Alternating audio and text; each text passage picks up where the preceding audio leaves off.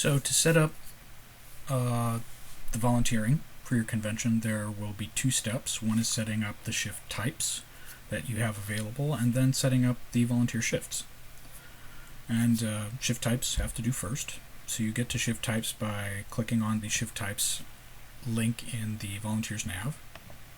This will take you to the shift types page. Right now we have no shifts because we're setting up.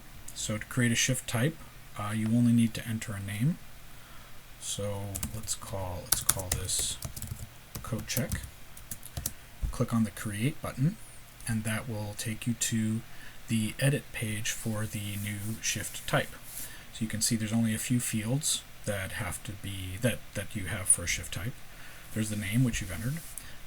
The shift type also lets you control how volunteers are approved for the shifts of this type, and it lets you control what room the shifts of this type can be in. So for volunteer approval, there are two options. The default is to manually approve volunteers. So if somebody ever volunteers for a coat check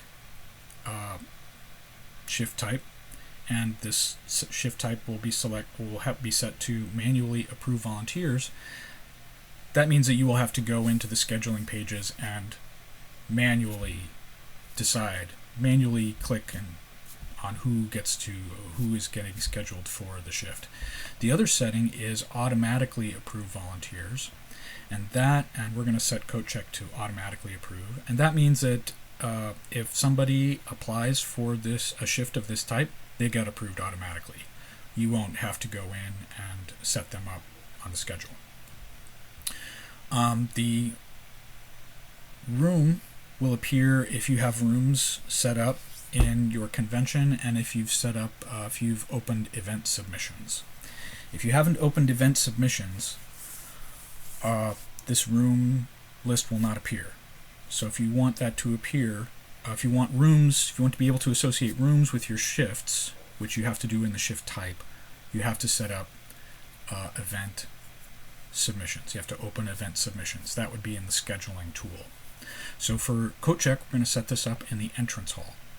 And then we'll add a little description, check and return attendee coats, etc. And we're done.